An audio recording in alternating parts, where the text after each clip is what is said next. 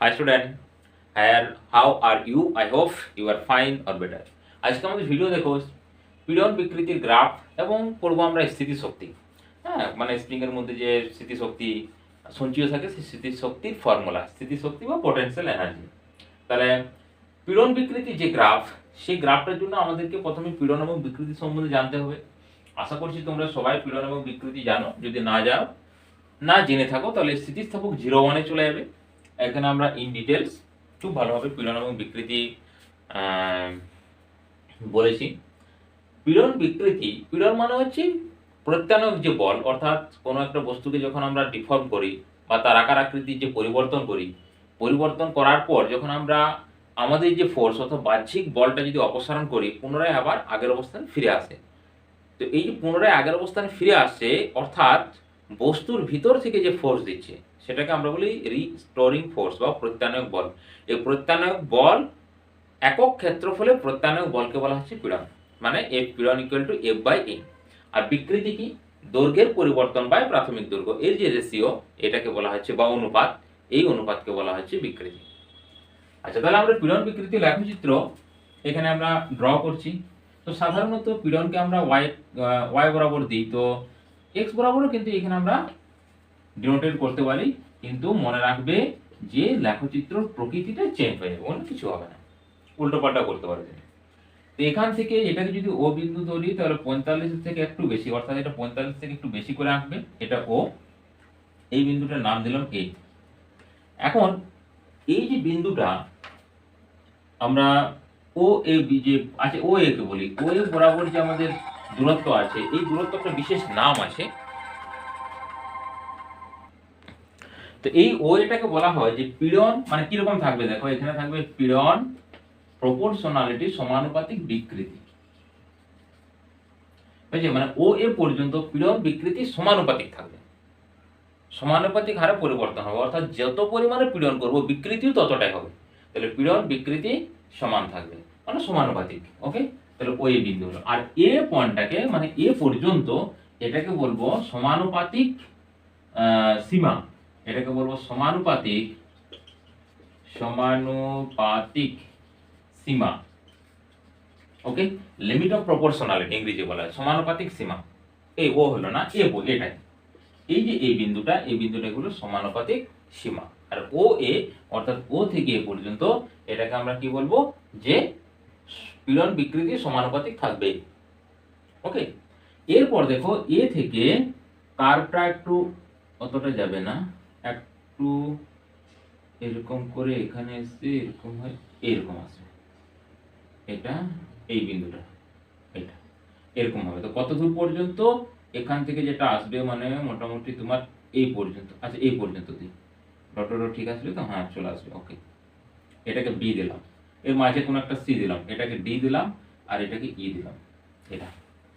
এখন ভালো করে দেখো, এই যে একটা কার্ভ আছে, মানে এ টু বি, ভালো করে দেখো, এ টু বি, তারপর তো এদিকে গিয়েছে এ টু বি, এইখানে যে কার্ভ আসছে, এবং আমরা যদি বি থেকে এখান থেকে টানি না, বি থেকে ডট ডট করে টানি, এই ও পর্যন্ত ও পয়েন্টে চলে আসবে, এটা স্ট্রেট লাইন আছে। তার মানে কি, বি পর্যন্ত অর্থাৎ পীড়নের মান এই বি বিন্দু পর্যন্ত যদি আমরা করি, তারপর যদি ছেড়ে দিই, তাহলে অরিজিনাল বা প্রাথমিক বিন্দুতে ফিরে চলে আসবে। অর্থাৎ একটা স্প্রিংকে ধরো আমরা টানছি, এ বিন্দু নিয়ে চলে আসছি, তবু কিন্তু আমরা ছাড়িনি, এই যে এ পয়েন্ট নিয়েছি তাও ছাড়িনি, বি পর্যন্ত টেনেছি। তো বি পর্যন্ত টানার পরেও যদি ছেড়ে দিই, তাহলে কি করবে, সে ও বিন্দুতে ফিরে চলে আসবে। তাহলে এই যে বি বিন্দু, এই বি বিন্দুটার নাম কি বলবো আমরা? না, স্থিতিস্থাপক সীমা।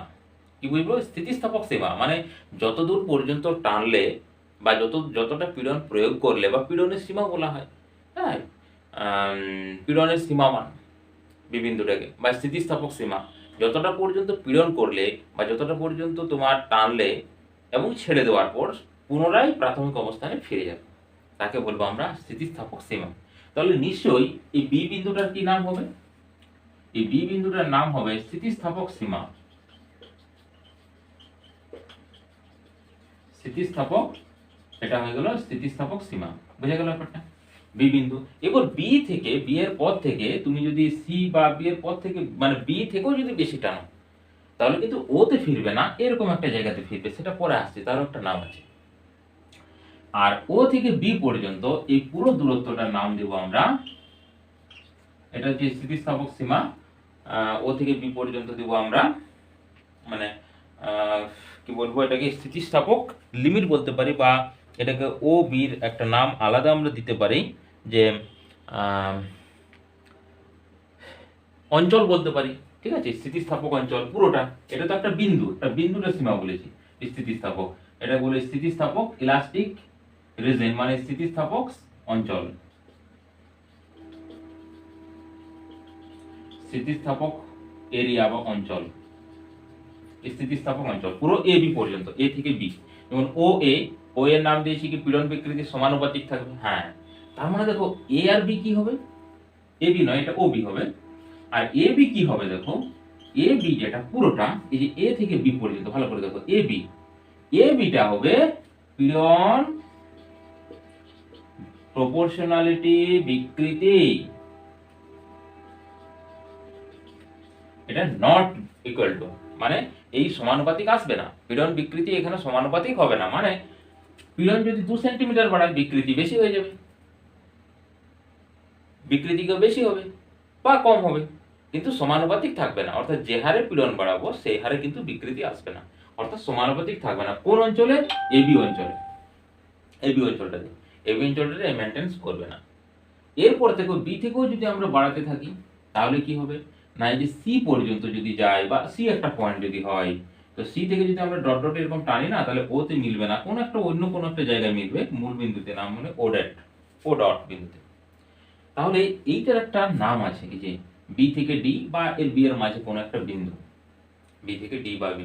আচ্ছা, এগুলো কাদের ক্ষেত্রে হয়, মানে ধরো তুমি লম্বা করেছো, টেনে লম্বা করেছো, লম্বায় রয়ে গেছে, তাই তো, তাই হচ্ছে তো। আমি ধরো জিরোতে ও বিন্দুতে মিলছে না, ও বিন্দুতে মিলছে না, কথাটার অর্থ হচ্ছে প্রাথমিক যে তার দৈর্ঘ্য ছিল সেই দৈর্ঘ্যে সে আসতে পারছে না, এটাই তো, মূল বিন্দুতে আসছে না, এখানে দেখো ও বিন্দুতে আসতে পারছে না, সামথিং কিছু একটা জায়গায় থেকে যাচ্ছে, দেখো বিকৃতি থেকে যাচ্ছে, দেখো বিকৃতির মান শূন্য হচ্ছে না, পীড়নের মান শূন্য করছি, বাট বিকৃতির মান শূন্য হচ্ছে না, মানে যে লম্বা হয়েছে বা ছোট হয়েছে, ছোট হয়ে রয়ে গেছে, বড় হতে পারছে না, বা বড় হয়েছে ছোট হতে পারছে না, কিছু একটা রয়ে যাচ্ছে, মানে পুরোটা প্রাথমিক অবস্থায় সম্পূর্ণ ফিরতে পারছে না, কিছু পরিমাণ বিকৃতি রয়ে যাচ্ছে। এটা কাদের ক্ষেত্রে হয় না, এইরকম টাইপের হয় প্লাস্টিক জাতীয় কিছু বস্তুর ক্ষেত্রে। দেখো প্লাস্টিকের টেনে দাও, লম্বা হয়ে গেল, আবার অরিজিনাল পজিশনে ফিরে আসতে পারবে না, যেগুলো প্লাস্টিক হয়েছে। এই জন্য এই বি থেকে ডি এটাকে বলা হচ্ছে প্লাস্টিক রিজিন, প্লাস্টিক অঞ্চল।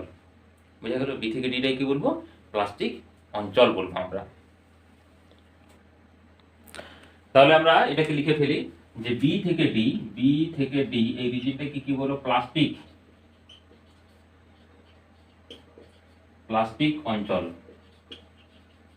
এটা হলো প্লাস্টিক অঞ্চল। আর এর যে মিডিলে যেখানে তোমার দেখো যে ও থাকছে, মানে এখানে কিছু পরিমাণ দেখো বিকৃতি থেকে যাচ্ছে, তাহলে এই সি পয়েন্টটাকে কি বলবো আমরা, এটাকে বলবো যে পার্মানেন্ট, ইংরেজি হচ্ছে তোমার ওটাকে বলা হচ্ছে permanent strain, permanent strain, permanent strain Bangla কি লিখবো, এই সি বিন্দুটার ইংরেজি নাম হচ্ছে পার্মানেন্ট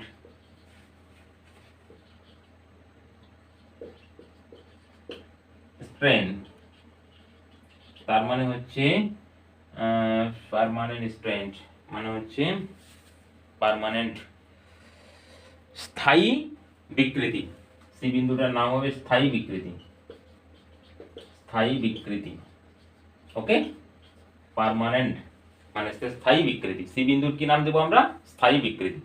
আর বি থেকে ডিটা হচ্ছে প্লাস্টিক রিজিন। এরপর যেই ডি চলে এলো তখন দেখো বেঁকে গেল নিচের দিকে, অর্থাৎ এখানে তুমি পীড়ন যদি একবারে মানে পীড়ন ছেড়েও দাও, বাট স্ট্রেন কিন্তু হবে, অর্থাৎ বিকৃতি হবে। পীড়ন তুমি ছেড়ে দিয়েছো, মানে তুমি ভাবছো যে আর আমি টানবো না, তবু কিন্তু দৈর্ঘ্য বাড়তে শুরু করে দিয়েছে, না টানলেও দৈর্ঘ্য বাড়বে। আচ্ছা, এর কন্ডিশন হয় প্লাস্টিক রিজিনের পর, এই ধরনের কন্ডিশনগুলো হয়, বা এরকম টাইপের প্রপার্টিগুলো দেখা যায় বিশেষ করে তরল পদার্থের, মানে ডি বিন্দুর পর এটা হচ্ছে মানে পদার্থটা, যেটা সলিডের ক্ষেত্রে, তো আমরা যে যদিও লিকুইডের ক্ষেত্রে ইলাস্টিক প্রপার্টি আছে, বাট আমরা সলিডের ক্ষেত্রে যদি ধরি, তো লিকুইডের মতো বিহেভ করবে তারা। ম্যাটেরিয়ালসটা যেটা সলিড ছিল, সেই সলিডটাকে এত পরিমাণে ফোর্স চেপেছে, ফোর্স আমরা প্রয়োগ করেছি, অ্যাপ্লাই করেছি, যে অ্যাটমগুলো যে আছে সেই অ্যাটমগুলোর মধ্যে যে ইন্টার অ্যাটমিক অ্যাট্রাকশন ফোর্স, আন্তরাণবিক যে বল, সেই বলটাকে স্নেচ আউট করে দিয়েছি, তখন তারা লিকুইডের মতো বিহেভ করবে, হয়েছে মানে ডি বিন্দুর পরে। এবং লাস্ট পর্যন্ত এই যে ই পয়েন্ট আসবে সেটাকে রাপচার পয়েন্ট বলবো, বা একবারে তোমার এখানে কাট অফ পয়েন্ট বলতে পারি, এটা মানে ছেড়ে যাবে। ওকে, তো তার মানে দেখো এখানে, এবং ডিটার পার্টিকুলার ডি বিন্দুটার একটা নাম আছে, এই ডি বিন্দুটাকে বলা হচ্ছে অসহভার, ব্রেকিং লোড বা অসহভার, এটার নাম হচ্ছে কি অসহভার। এখানে দিলে কি, এখান থেকে এই পর্যন্ত যদি লোড চাপে আমরা, তাহলে সেটা কি করবে না ব্রেক করে যাবে। ওকে, বা এটাকে এরকম ভাবে বলতে পারো যে অসহপীড়ন, হ্যাঁ, মানে এরপর আর সে পীড়ন সহ্য করতে পারবে না। ডি বিন্দুর নাম হচ্ছে অসহপীড়ন, আর ই বিন্দুটার নাম হবে রাপচার পয়েন্ট, রাপচার পয়েন্ট হয়েছে, এটাকে বলবো আমরা রাপচার পয়েন্ট, রাপচার। ওকে, এটার নাম দেবো আমরা রাপচার, বা এটাকে ম্যাক্সিমাম স্ট্রেসও বলতে পারি, যেটা অসহপীড়ন, হ্যাঁ, সর্বোচ্চ পীড়নও বলতে পারো, এটা সর্বোচ্চ পীড়ন, এটার এরকমও নাম দিতে পারি আমরা সর্বোচ্চ পীড়ন, এটার নাম দিতে পারি। তাহলে দেখো প্রথম থেকে এটা আরেকবার ইন্টারেস্ট বলে দিচ্ছি। এইভাবে গ্রাফটা তোমাকে ড্র করতে হবে। ড্র করার পর ও থেকে এ যেটা পুরো স্ট্রেট যাবে, ও থেকে এ যেটা স্ট্রেট যাবে সেটা হচ্ছে প্রপোর্শনালিটি, মানে সমানুপাতিক থাকবে, অর্থাৎ পীড়ন সমানুপাতিক বিকৃতি আসবে। তখন এ বিন্দুটাকে আমরা কি বলবো, সমানুপাতিক সীমা, প্রপোর্শনাল লিমিট অফ প্রপোর্শনালিটি। আচ্ছা, এরপর যেটা বাঁকবে একটু, এবং বাঁকার পর আবার নিচের দিকে বাঁকবে, মানে এ থেকে বি, এখানে প্রপোর্শনালিটি থাকবে না, সমানুপাতিক থাকবে না, এই যে পীড়নের সমানুপাতিক থাকবে না, নট ইকুয়াল টু পীড়ন। বি বিন্দুর পরে বা বি বিন্দুটার একটা বিশেষ নাম আছে, যেটা হচ্ছে স্থিতিস্থাপক সীমা। এতদূর পর্যন্ত বস্তুটাকে আমরা যে পীড়ন দিব, সেই পীড়ন দিয়ে ছেড়ে দিলে তার প্রাথমিক অবস্থায় ফিরে যাবে। কিন্তু বি থেকে আরো যদি আমরা পীড়ন দিই, তখন প্রাথমিক অবস্থায় ফিরে যেতে পারবে না, ওতে যাবে না, ওডেটে যাবে। এটার নাম কি হবে, এটাকে প্লাস্টিক রিজন। প্লাস্টিক অঞ্চল কত হবে, বি থেকে ডি, আর যে ডি বিন্দু এরপর থেকে দেখো বেঁকে যাচ্ছে, অর্থাৎ পীড়ন না প্রয়োগ করলে তার মধ্যে একটা স্ট্রেস থেকে যাবে, হ্যাঁ, বা তার মধ্যে অটোমেটিক বিকৃতি হতে শুরু করবে। তখন তার কি নাম দেবো আমরা, না পার্মানেন্ট স্ট্রেন বা স্থায়ী বিকৃতি। সিটাকে দেবো আমরা স্থায়ী, মানে সি কেন, যে কোনো বিন্দু হবে, বি থেকে ডি এর মধ্যে যে কোনো বিন্দু হবে, স্থায়ী বিকৃতি পাবো আমরা। ওই যে এখানে যেমন একটু বেশি করেছে, কাছে থাকতে পারে, এখানে থাকতে পারে, এখানে থাকতে পারে, যে কোনো জায়গায় থাকতে পারে। একই রকম ডি, মানে যেখান থেকে কার্ভ হবে, নিচের দিকে বাঁকবে, সেটাকে আমরা কি বলবো না, এটাকে অসহপীড়ন বলবো, অসহভার বলা হয়, বা তোমার সর্বোচ্চ পীড়নের সর্বোচ্চ মান, এখানে সর্বোচ্চ পীড়ন, এই যে সর্বোচ্চ পীড়ন এখানে বলতে পারি। এবং ইটা লাস্ট পর্যন্ত যেটা ই বিন্দু, সেটাকে আমরা কি বলবো, রাপচার পয়েন্ট। ওকে, বা এখানে আর একটা নাম আছে যে বি বিন্দুটার, সেটাকে হচ্ছে ইল্ড পয়েন্টও বলা হয়। এখান থেকে যে বিটাটা কি নাম দিয়ে, স্থিতিস্থাপক সীমা, এটাকে ইল্ড, আমরা ইল্ড সীমা বলতে পারি, বা ইল্ড বিন্দুও বলতে পারি। হ্যাঁ, এখানে লিখি এলডি, ইল্ড পয়েন্টও এটাকে বলা হয়। এটার বাংলা কোনো হয় না, ইল্ডেই লেখা হয়, ইল্ড পয়েন্টও বলতে পারি বিটাকে, স্থিতিস্থাপক সীমা। তাহলে এই ছিল আমাদের পীড়ন বিকৃতির আমাদের যে গ্রাফ বা লেখচিত্র, পীড়ন বিকৃতির লেখচিত্র। ওকে, এরপর আমরা আসবো যে স্থিতিস্থাপক স্থিতিশক্তি, মানে কোনো একটা ওয়্যারকে যখন আমরা টেনে বাড়াচ্ছি, তার মধ্যে কি শক্তি সঞ্চিত থাকবে। তো সেই শক্তির যে সঞ্চিত শক্তি, সেটা হচ্ছে হাফ পীড়ন ইন্টু বিকৃতি। হাফ পীড়ন ইন্টু বিকৃতি, এই ফর্মুলা আমরা প্রয়োগ করব।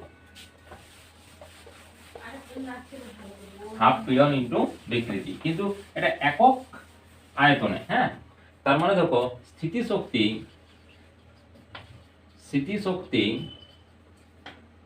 পার ক্ষেত্রফল, স্থিতিশক্তি বাই ক্ষেত্রফল, এক ক্ষেত্রফল আয়তন, আছে আয়তন সমান আসবে হাফ পীড়ন ইন্টু বিকৃতি, হাফ পীড়ন ইন্টু বিকৃতি আসবে। এটা আমরা প্রুফ করব, হাফ পীড়ন ইন্টু বিকৃতি। আবার এরকম ফর্মুলা আসবে, পীড়নের ভ্যালু যদি বস করে দিই, তাহলে হাফ, যেটা স্থিতিস্থাপক কনস্ট্যান্ট ই ইন্টু ই সমান হচ্ছে পীড়ন বাই বিকৃতি, তো তাহলে পীড়ন সমান ইন্টু বিকৃতি, মানে বিকৃতি স্কয়ার আসবে, বিকৃতির স্কয়ার আছে, এরকম আছে। ওকে, তাহলে এই ফর্মুলাটাকে আমরা কিভাবে প্রুফ করব দেখা যাক।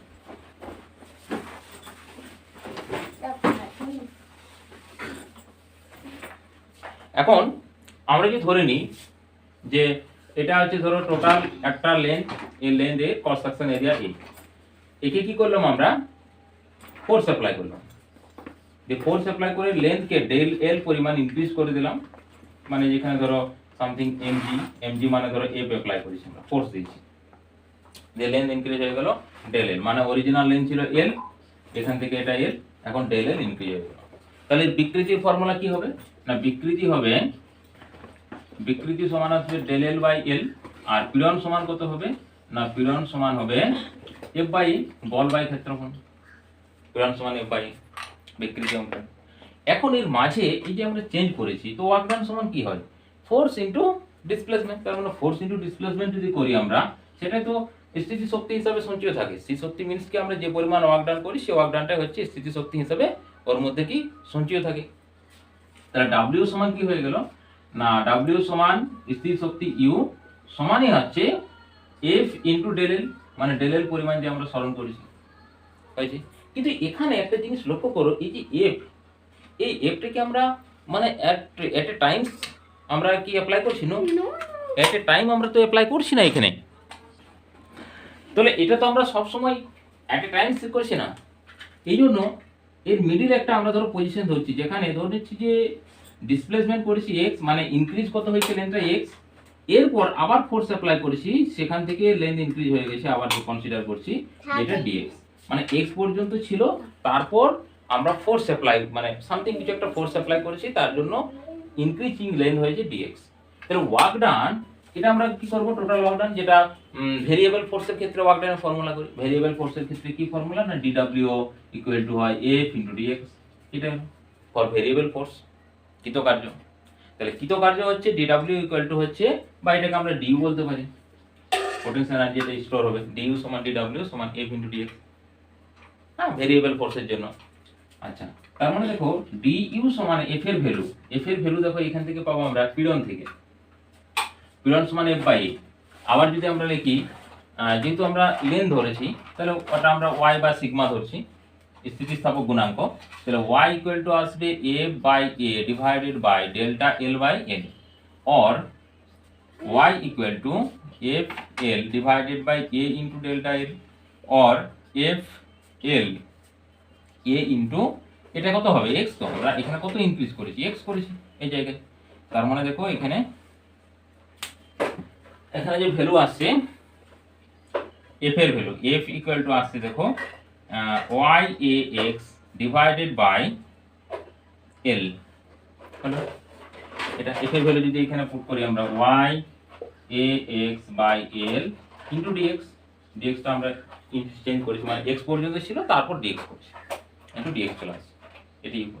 এখন ইউটাকে আমরা ধরে নিচ্ছি যে ইনিশিয়াল আমাদের যে স্থিতি শক্তি সেটা 0 ছিল, তাহলে এর ইন্টিগ্রেশন 0 টু ফাইনাল ইউ হচ্ছে, তাহলে ডিইউ, আর এটা কত হবে ওয়াই এ এল, এটা তো constant, integration X D X, X এর ভ্যালু কত 0 থেকে ডেল্টা এল পর্যন্ত, ডেল্টা এর ফাইনালি আমাদের কত ইনক্রিজ করেছি, ডেল্টা এল ইনক্রিজ করেছি, ক্লিয়ার লিমিটটা, এই যে ইনিশিয়াল এক্স এর ভ্যালু কত 0, মানে এখানে এক্স এর ভ্যালু দেখো 0 ছিল, তারপর ইনক্রিজ করতে কত ডেল্টা এল হয়েছে। আচ্ছা, তার মানে এখানে আসছে দেখো ইন্টিগ্রেশন ওয়াই এ এল, এটা হাফ একটা আসছে দেখো, এই যে এক্স স্কয়ার বাই 2, এটা লিমিট হচ্ছে কত 0 থেকে ডেল্টা এল, और লিমিট বসালে আসবে half Y A delta L তার স্কয়ার বাই এ বাই হচ্ছে এল, এটা পেলাম। এখন যদি বোথ সাইড আমরা এল দ্বারা মাল্টিপ্লাই করি, তাহলে আসছে দেখো half Y A L, L by নিচে একটা এল আসবে, তার মানে এল তার হোল স্কয়ার চলে আসছে। এখন এই যে ভ্যালুটা দেখো ওয়াই এ এল মানে কি, cross sectional area into length, মানে তো আয়তন, তার মানে এখানে আসছে ইউ, এদিকে তো চলে আসছে, এটা ইউ হয়ে যাচ্ছে, ইউ এটা হয়ে গেল ইউ, এটা ইউ, তাহলে পোটেনশিয়াল এনার্জি বাই এ এল সমান আসবে কত, মানে এ এলটাকে আমরা নিচে নিয়ে চলে এলাম এখানে, হয়েছে, তার মানে আসবে তোমার half Y delta L by L তার স্কোয়ার। এটা তো ইয়ে ছিল আমাদের, এই যে স্থিতিস্থাপক যেটা কি ছিল, স্থিতিস্থাপক গুণাঙ্ক। যেহেতু আমরা লেন্থের ক্ষেত্রে করেছি, মানে দৈর্ঘ্য নিয়েছি, অনুদৈর্ঘ্য বিকৃতি নিয়েছি, এই জন্য আমাদের কি কি আসছে, ইয়ং গুণাঙ্ক আসছে। হ্যাঁ, বা জেনারেল ক্ষেত্রে জেনারেল আসবে। হ্যাঁ, যেটা ই বা ওয়াই এর ভ্যালু যদি আমরা পুট করে দিই, দেখো তাহলে হাফ ওয়াই মানে হতো কত হচ্ছে, এখান থেকে দেখো ওয়াই সমান হচ্ছে পীড়ন বাই বিকৃতি, তাহলে পীড়ন বাই বিকৃতি, এখানে দেখো পীড়ন বাই বিকৃতি ইনটু বিকৃতি স্কোয়ার। তাহলে একটা বিকৃতি দেখো কেটে গেল, তার মানে ফর্মুলা চলে আসছে হাফ পীড়ন ইনটু বিকৃতি, হাফ পীড়ন ইনটু বিকৃতি। কিন্তু সবসময় মনে রাখবে এই যে হাফ পীড়ন ইনটু বিকৃতি এসছে, এই হাফ পীড়ন ইনটু বিকৃতি আসছে কি একক আয়তনে সঞ্চিত শক্তি, কারণ U divided by A into L. A L মানে হচ্ছে আয়তন, তার মানে কি স্থিতিস্থাপক সঞ্চিত স্থিতিস্থাপক শক্তিকে যদি আমরা আয়তন দ্বারা ভাগ করি তাহলে হাফ পীড়ন ইনটু বিকৃতি পাবো। অনেক ক্ষেত্রে আমাদের হয়তো মোট স্থির শক্তি বার করেছি, আমরা হাফ পীড়ন ইনটু বিকৃতি সূত্র অ্যাপ্লাই করেছি, কিন্তু তার কাছে অ্যান্সার মিলছে না। তার কারণ কি, এটা কার হাফ পীড়ন বিকৃতি কাদের জন্য, একক আয়তনে। আর যদি মোট যদি বলে তাহলে আয়তন দ্বারা একে আবার গুণ করতে হবে, বুঝা গেছে। আর যদি এটা দেখো এই যে ওয়াই আমাদের অ্যান্সার বেরিয়েছে কেন না, আমি যে ফর্মুলা লিখেছিলাম ফার্স্টে সেটা ই দিয়ে লিখেছিলাম, মানে সমস্ত গুণাঙ্ক, দৃঢ়তা গুণাঙ্ক হতে পারে, আয়তন বিকৃতি গুণাঙ্ক হতে পারে, আর আমি যেহেতু অনুদৈর্ঘ্য দিয়ে প্রুফ করেছি এই জন্য এটা ওয়াই চলে আসছে, কারণ এখানে ওয়াই গুণাঙ্ক সমান লিখেছি। তুমি যদি দৃঢ়তা গুণাঙ্ক লেখো তাহলে এখানে দৃঢ়তা গুণাঙ্ক আসবে, আয়তন বিকৃতি গুণাঙ্ক লিখলে আয়তন বিকৃতি গুণাঙ্ক আসবে, বোঝা গেল ব্যাপারটা। আচ্ছা, এরপর দেখো এটা তো আসছে আমাদের হাফ পীড়ন ইনটু বিকৃতি। আমরা যদি স্প্রিং এর ফর্মুলাটা একটু দেখি না, স্প্রিং এর যে ফর্মুলা সেটাও দেখো সেম রেজাল্ট আমাদের দিবে। ধরো স্প্রিং এ ছিল স্থিতিশক্তি ছিল হাফ কে ইনটু এক্স স্কয়ার। আচ্ছা, এক্স মানে কি ছিল, ইনক্রিজিং লেন্থ। তো এই ডেল্টা এক্স, এই ডেল্টা এক্স নয়, এখানে ডেল্টা এল করেছি, যে ডেল্টা এল এটা তো ইনক্রিজিং লেন্থ। স্প্রিং এর যে অরিজিনাল লেন্থ তার থেকে কতটা ইনক্রিজ করেছে বা ডিক্রিজ করেছে, দুটোই। তাহলে কে এর ভ্যালু এখানে যে কে, সেই কেটা দেখো যদি আমরা এটা লিখি যে ওয়াই এ বাই এল, এটা হচ্ছে হাফ ইনটু এক্স স্কয়ার। তাহলে এই যে পোরশনটা এটা তো আসছে into delta L X square যদি হয় Y A by L delta X এর, হ্যাঁ এটা মানে এই যে এইখান থেকে দেখো এই যেটা ওয়াই এ বাই এল, তাহলে এটা তো কনস্ট্যান্ট। দেখো এটা কে, কে এর জায়গায় এটা কনস্ট্যান্ট, তো ওয়াই এ বাই এল, তার মানে সেম এটার ক্ষেত্রে আসবে, কারণ এটাও তো আমাদের তোমার স্প্রিং যেগুলো ইলাস্টিক ম্যাটেরিয়াল, ইলাস্টিক ম্যাটেরিয়াল ক্ষেত্রে কত হাফ পীড়ন ইনটু বিকৃতি, বাট এটার ক্ষেত্রেও কিন্তু ইউ ডিভাইডেড বাই এল তোমাকে নিয়ে আসতে হবে, বুঝে গেল ব্যাপারটা। তাহলে আজকের ভিডিও আমরা এখানেই শেষ করব। হ্যাঁ, ওকে। আর ভিডিও যদি ভালো লাগে অবশ্যই তোমরা লাইক কমেন্ট শেয়ার করবে। ওকে, থ্যাঙ্কস টু।